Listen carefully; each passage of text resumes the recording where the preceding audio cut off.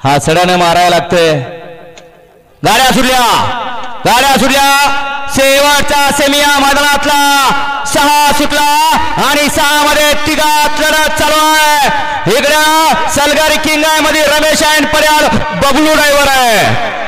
अतिशय सुंदर आणि बबलू चाचाचं निर्विवाद वर्चस्व।